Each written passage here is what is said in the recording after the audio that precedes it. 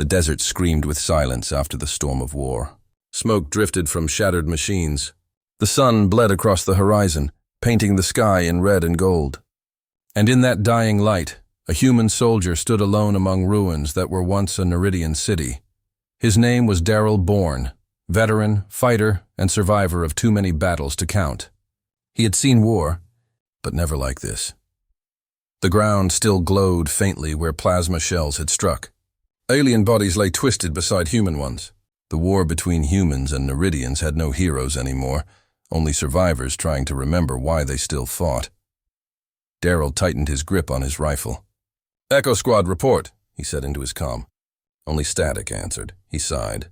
The desert storms always killed the signal. Out here, he might as well be the last man alive. Then, a faint metallic sound echoed behind him. Clang. Clang? Darrell froze. That wasn't wind. That was movement. He turned, scanning the wreckage until his eyes found it. A half-buried bunker door, its surface scorched but still intact. Strange symbols were carved along its edge. Neridian script, not on the map. Darrell muttered, lowering his visor light. With effort, he pried it open. The rusted hinges screamed like something dying. Cold air rushed out, carrying the smell of damp metal and fear. He drew his combat blade and descended the stairs. The passageway led to a narrow cell. Light flickered from a broken wall lamp. Sand covered the floor like snow. In the far corner, a figure moved. At first, he thought it was just a trick of the shadows.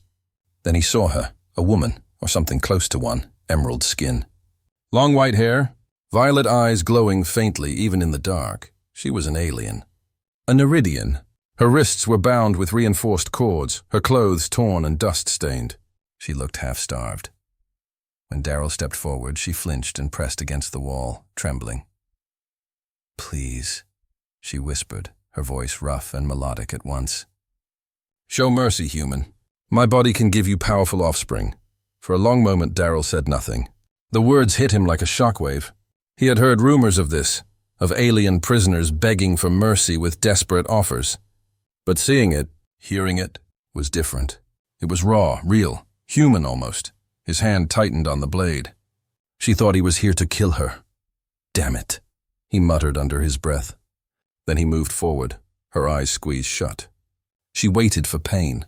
Instead, she felt the sharp snap of cords breaking. Darrell sliced her restraints apart. The broken ropes fell to the floor. The Neridian woman stared at him in disbelief as he stepped back, lowering his blade. "You're free," he said quietly. He pulled a small key from his vest and placed it in her trembling hand. "Take the east tunnels. Follow them until you reach the old water plant. You'll find an exit there." Her lips parted in confusion. "You would." "Release me. Why?" "I didn't sign up to murder prisoners," Darrell said flatly. "Even enemies deserve a choice." She stared at him, fear fading into something like respect. "I thank you, human male." "What is your name?" "Darrell Bourne," he answered, stepping toward the door. "Now go, before I change my mind." The Neridian hesitated only for a second. Then she ran past him, fast, silent, like a streak of green light in the dark. And then she was gone. Darrell stood alone again in the empty cell, staring at the spot where she had been. The silence felt heavier now. The blade in his hand felt colder. "Congratulations, soldier," he muttered to himself. "You just committed treason." 3 days later, the moons hung over New Meridian Base, glowing white through a sky of silver dust. The desert winds howled like restless spirits. Darrell was on patrol again. Same armor, same loneliness. The war had slowed, but not ended. Everyone expected a counterattack soon. He just didn't expect it to come from the person he'd spared. As he turned a corner near the perimeter fence, a shadow detached itself from the rocks. Darrell swung his rifle up. "Don't move!" The figure raised its hands slowly. Moonlight touched her face. Emerald skin, violet eyes, white hair. It was her. "You've got to be kidding me," Darrell whispered. "You should be halfway across the continent." The Neridian woman smiled faintly. "I couldn't leave, Darrell Bourne. Not without repaying my debt." "There's no debt," he snapped, lowering his weapon slightly. "If command sees you, we're both dead." "Your patrol is alone for 20 minutes, she said calmly. "I've been watching." The fireball lit up the night sky like a second sun. Darrell Bourne's heart dropped as the flames rose over New Meridian Base, followed by a shockwave that shook the desert floor under his boots. Sand flew into the air, glowing orange under the explosion. He turned toward the blast, blinking against the heat. Then he felt it, a hand on his arm. He spun fast, weapon raised, but stopped short. It was her. The Neridian woman he had freed, Valerie. Her emerald skin was covered in dust. Her clothes were different, more practical, tighter, stolen from a human supply stash, probably. She looked like she belonged in a battlefield now, not a prison cell. "You?" Darrell said, stunned. "What the hell are you doing here?" Valerie didn't answer immediately. She just looked at the explosion.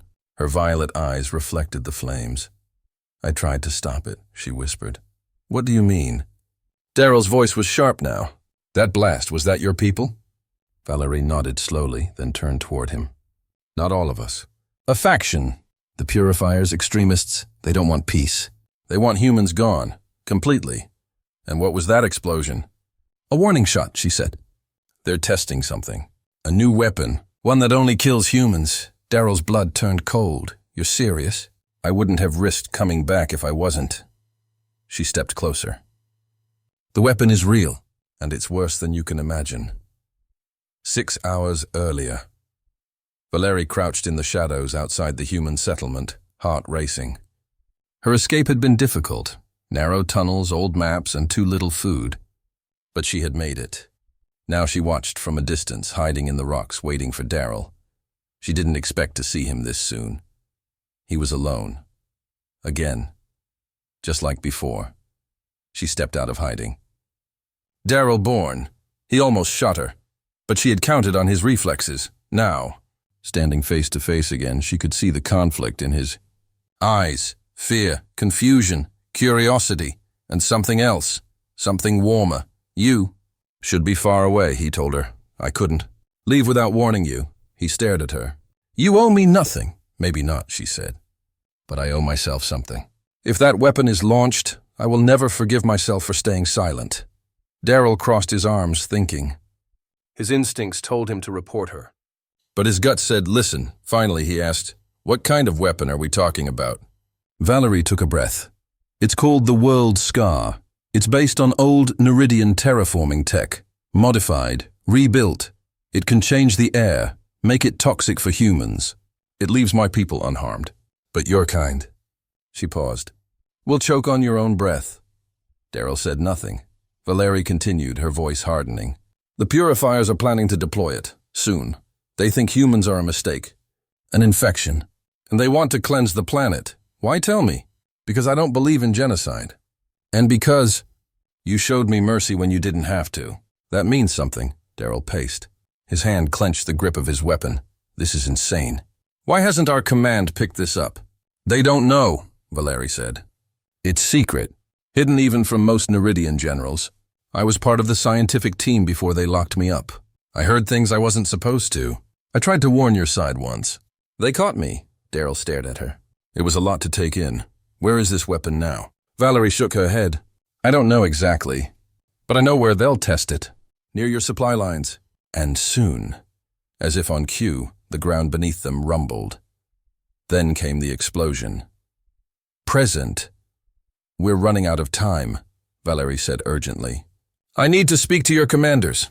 "Show them what I know." Darrell hesitated. "You'll be treated like an enemy." "Maybe worse. I'll take that risk," she said. "But I need you, Darrell. You're the only one who might believe me."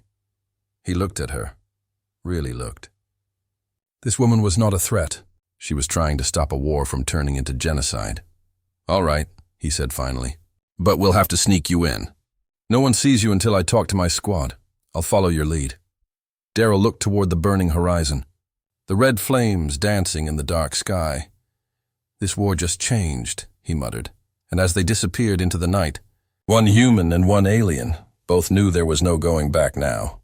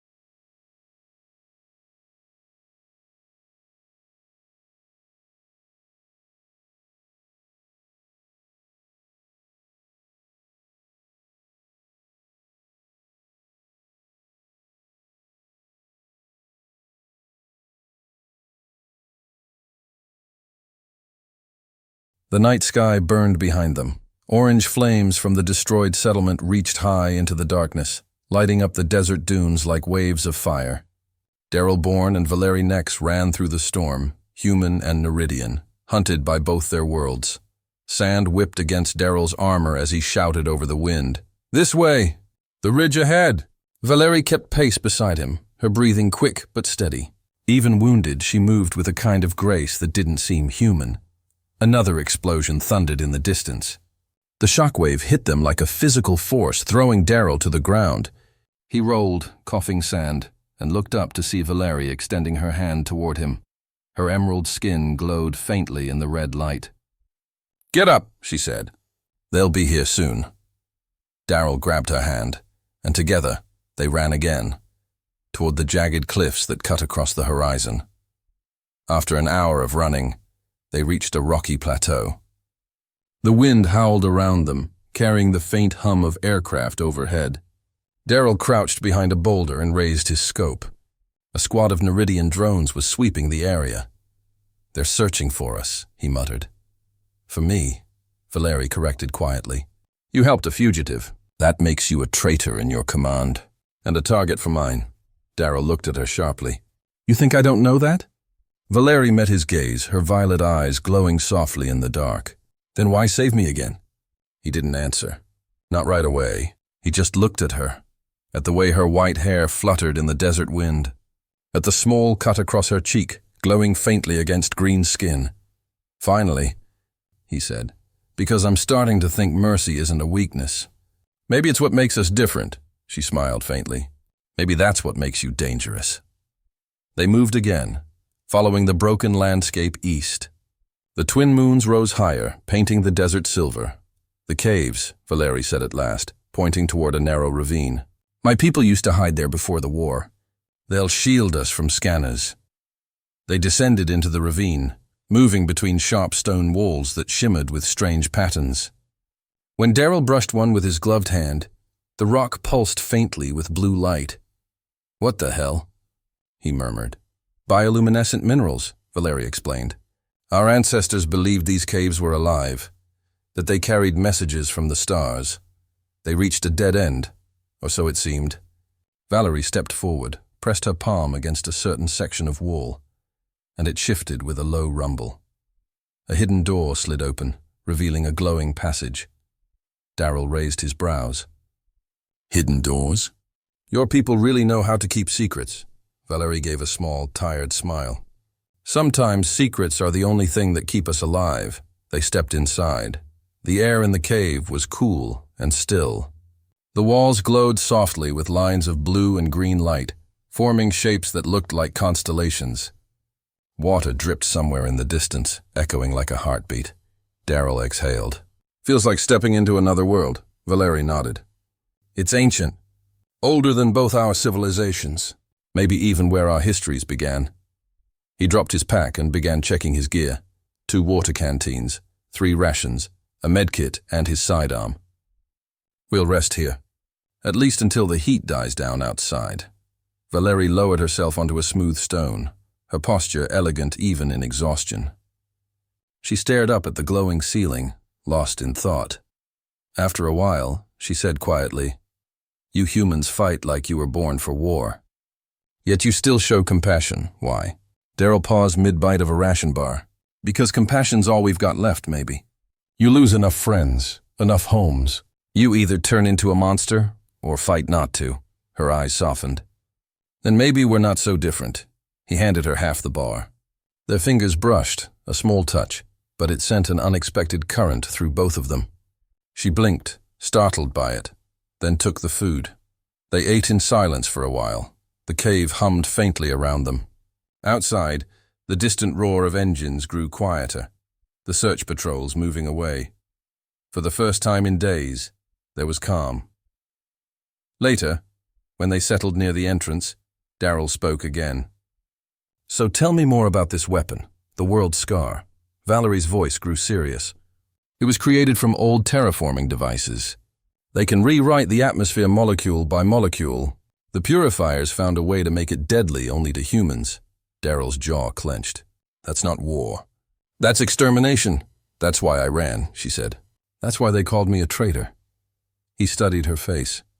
Beneath the calm and strength there was sadness, the kind that comes from losing too much too soon. You risked your life to warn us, Daryl said quietly. Why? She met his gaze. Because you reminded me what mercy looks like. And because I believe if one human can show compassion, maybe there's still hope for us all. For a long moment, neither spoke. The blue light reflected in their eyes. The silence before the mission was heavier than any explosion.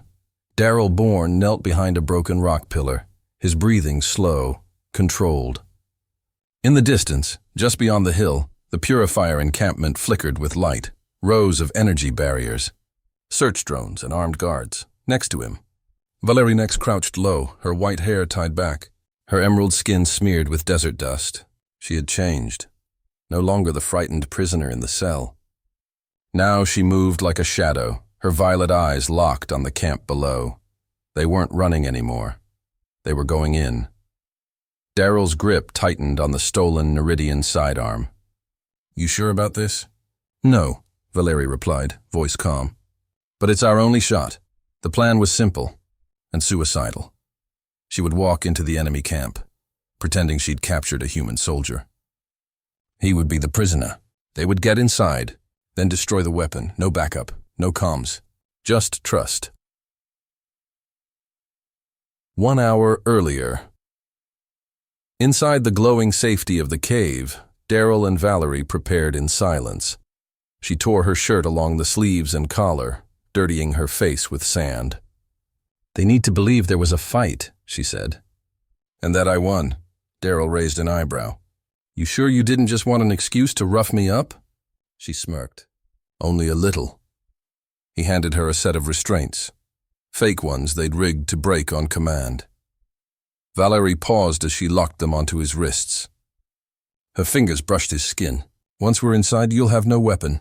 You'll have to rely on me. Daryl met her eyes. I already do. The tension between them hummed like a live wire. Then, without warning, Valerie leaned in, close enough for Daryl to smell the faint floral scent of her skin. If anything goes wrong, she whispered, don't wait for me. Blow the generator. Free your people, he frowned. You really think I'd leave you behind? She didn't answer, just gave a small, sad smile. Then they stepped out into the night, hunter and prey, heading toward the enemy stronghold. Now, the purifier guard spotted them first. Halt! The Neridian soldier raised his rifle. Identify yourself. Valerie pushed Daryl forward roughly. I am Daravis, scout from the Eastern Sovereignty. I captured this human infiltrator near the southern dunes. He spoke of prisoners. The soldier stared at her. Then at Daryl, covered in dirt, hands bound. Head low. We weren't informed of scouts in this sector, the guard said.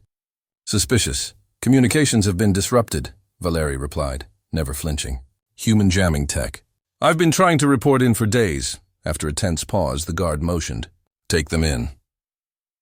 They were in. As they passed the outer defenses, Daryl memorized everything.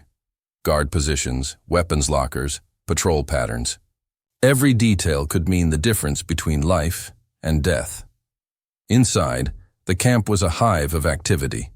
At the center stood a raised platform, and on it, a strange silver device glowing with soft blue veins. The World Scar prototype. Smaller than expected, but deadly, Valerie whispered through clenched teeth. They're preparing for a demonstration. Daryl glanced toward a group of human prisoners locked in energy cages nearby. His squad, alive, but barely. He kept his head down, hiding the rage behind his eyes. A tall Neridian officer stepped forward.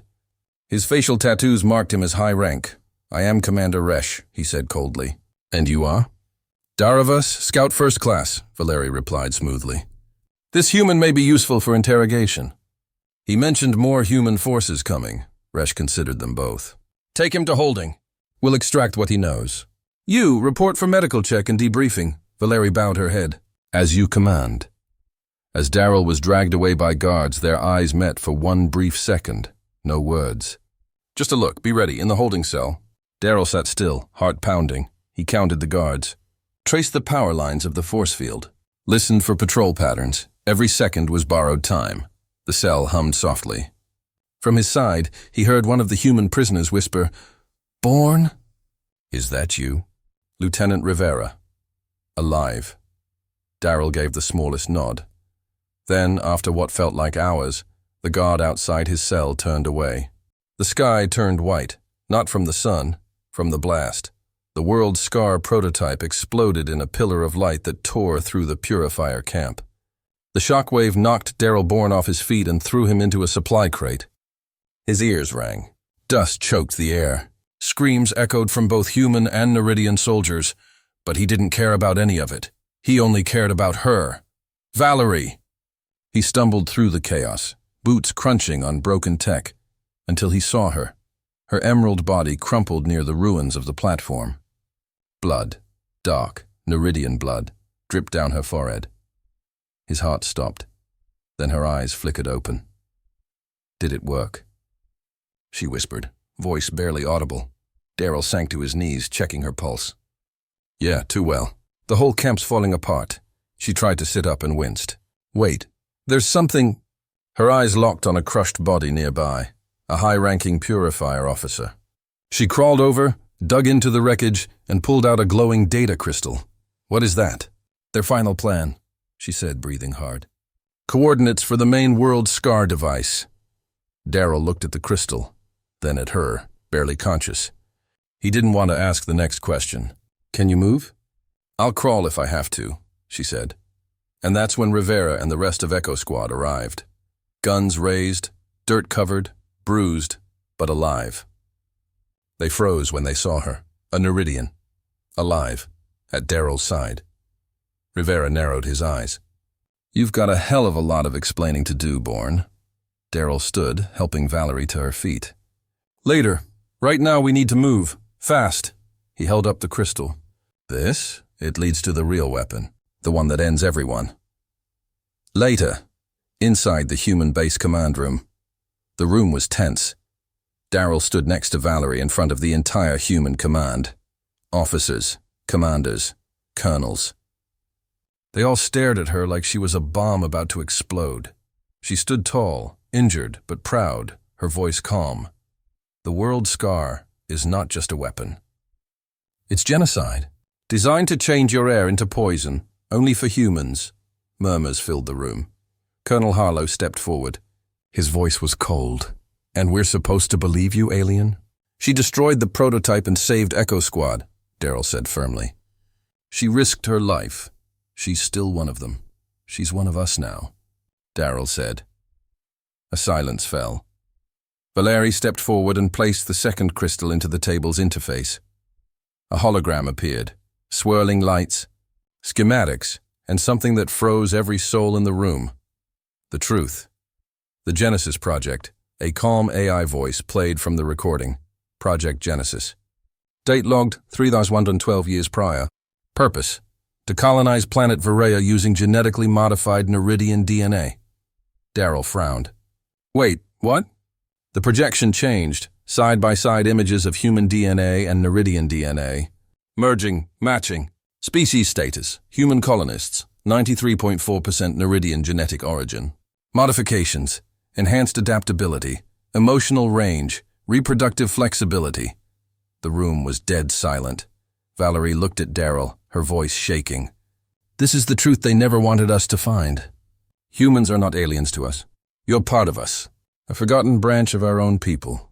Darrell took a step back. "That's impossible," Valerie turned to the crowd. "The Purifiers discovered the Genesis archives 5 years ago. They panicked. They believe humans are an abomination, a shameful experiment that should have never existed." Colonel Harlow's voice was rough. "So you're saying we've been fighting our own blood?" "Yes," Valerie said. "You're not outsiders. You're family. That's why hybrid children. Snow fell like ash. Mount Karish stood like a silent god, its jagged peak stabbing the clouds, wrapped in a freezing mist. Beneath its icy skin, deep inside the rock, a terrible machine hummed. Waiting. The real World Scar. Its countdown had begun. 2 hours, 47 minutes, and only one small team could stop it. At the base of the mountain, Hidden behind a frozen ridge, 10 soldiers crouched in silence. 6 humans, 4 Neridians, united not by trust, but survival. Daryl Bourne wiped frost from his visor. His breath clouded the air. Beside him, Valerie Nex adjusted her gauntlet, her glowing eyes locked on the cave entrance ahead. The first human Neridian strike team in history. And maybe the last. We'll never get another chance, Daryl said. Valerie nodded. Then we don't fail, but hours earlier. Inside the human base, chaos had exploded after the Genesis truth was revealed. Commanders screamed. Officers demanded answers. Troops didn't know whether to cheer, cry, or shoot someone. Colonel Harlow stood at the center of it all, fists on the war table. Mount Koresh is where they've hidden the final device. Highest point on the continent, shielded, fortified. Too far, too fast, an officer protested. We can't reach it in time. We won't go alone, said a calm voice. Everyone turned. High Counselor Nex, Valerie's father, leader of the true Neridian sovereignty, and the first alien ever to walk into the human war room without being shot. We will send our best, he said. This weapon threatens all of us now, and your soldiers are not the only ones ready to die to stop it, Harlow grunted. You expect my men to fight side by side with people they were killing last week? We expect them to fight beside the truth, Valerie answered. Or everyone dies, Daryl stepped forward. I'll lead the strike team. All eyes turned to him. He didn't flinch. I've seen the weapon. I've seen what it can do, and I trust her. He didn't say Valerie's name. He didn't need to. Present, just outside the Mount Karish facility, Rivera raised his scope. Heavy defenses. Anti-air, turrets, drone guards. They're ready, Valerie tapped her wrist panel. The old mining shaft is still open. That's our entrance. Not on their grid. Daryl looked at the timer. 02:41:32. Move, he ordered. The team crept through snow and shadows. Ice cracked under their boots. The only sounds were breath and heartbeats. At the shaft entrance, the humans hesitated. Cold, claustrophobic, trapped. We follow her now. One whispered. She's not one of them, Daryl said quietly. She's one of us. They went in. Inside the mountain, the tunnels twisted like veins through rock and darkness. Valerie led. Her glowing palm unlocked doors long abandoned. These paths were dug centuries ago, she said softly. Before the war. Before we were even enemies. Before we forgot we were family, Daryl replied. Her eyes flicked to him. No words, but meaning in the silence. They entered a massive chamber. And there it was, the real-world scar, tall as a building. Covered in silver plating, pulsing with blue light like a heart about to stop. Is it armed? Daryl asked. Valerie checked her scan. Yes, final sequence already active. Less than 2 hours, he turned to Rivera. Secure the perimeter. No one in, no one out. To Valerie. You and I shut it down. But the purifiers were waiting. As they approached the control panel, alarms exploded through the chamber. Turrets dropped from the ceiling. Neridian purifier troops burst through hidden doors, weapons drawn. Ambush! Rivera shouted. Gunfire lit the dark. Daryl threw himself in front of Valerie, blasting a purifier guard mid-charge. Keep going. I'll hold them. No, she said, voice sharp. Together, remember? She dropped to the console, working fast. Uploading override. 20%? 35%. Faster, Daryl said, covering her from behind a shield wall. We won't hold long. Suddenly, a second door blew open. Daryl aimed, expecting more enemies, but it wasn't. It was reinforcements, Colonel Harlow, High Counselor Nex, dozens of human and Neridian loyalist soldiers. The base was attacked, Harlow shouted, firing his rifle. We held them off and came straight here. Valerie's father stood tall. No more lies. No more war. Opening scene. The mountain exploded behind them, not in fire, but in light. Blue-white energy shot into the sky as the World Scar's core collapsed, sending a shockwave that shimmered across the frozen peaks of Mount Koresh. Human and Neridian soldiers alike ducked as the ancient weapon died, not with destruction, but with silence. A silence that ended a war. 3 weeks later, the desert had changed. Where once stood a cold gray fortress, now rose the beginnings of something new. a joint command city. Built by both hands, Neridian and human. Steel towers wrapped in smooth, glowing stone. Solar panels humming beside Neridian root crystals. Guards wearing mixed armor. Scientists sharing data. Children, both green and brown-skinned, running through the sand. At the heart of it all stood a balcony, and on it stood Daryl Bourne. He watched the orange sun dip below the dunes, painting the sky in gold. His uniform was dusty, his shoulders tired, but for the first time in months, his weapon wasn't in reach. Behind him, soft footsteps approached, emerald arms wrapped gently around his waist. "I knew I'd find you up here," said Valerie Nex, her voice soft as wind through dry grass. Daryl smiled without turning. "Old habit." Soldiers watched the horizon. Valerie rested her chin on his shoulder. "You're not just a soldier anymore. Then what am I?" She pulled him around to face her. Her traditional Neridian robes shimmered in the fading sun, wrapping her like the desert itself. "A symbol," she said, "of what's possible." Flashback. 2 days after the mission in the Great Hall of the new Council, Daryl stood beside Valerie as both governments reviewed the data crystals. The Genesis Project, the World Scar plans, and the Purifier's war crimes. The truth hit like a weapon. Humans and Neridians, not enemies, but family. The reaction was chaos at first. Some refused to believe. Some broke down in tears. A few still clung to hate, but most understood, because pain is powerful, but truth is louder. The Purifier ideology collapsed. Vex was imprisoned for life. The World Scar tech was destroyed, and in the middle of it all stood a human soldier and a Neridian scientist who dared to fall in love during a war. Present moment. On the balcony, Daryl placed his hand gently over Valerie's. "I still don't understand how we're so different, but so alike." "Maybe," she said. "We were never supposed to be different. Just distant, for a while." He looked into her eyes, glowing violet, filled with life. "Was it destiny?" he asked. She smiled. "Or maybe just biology." They both laughed softly. Then Valerie took his hand, guiding it toward her abdomen, and placed it gently there.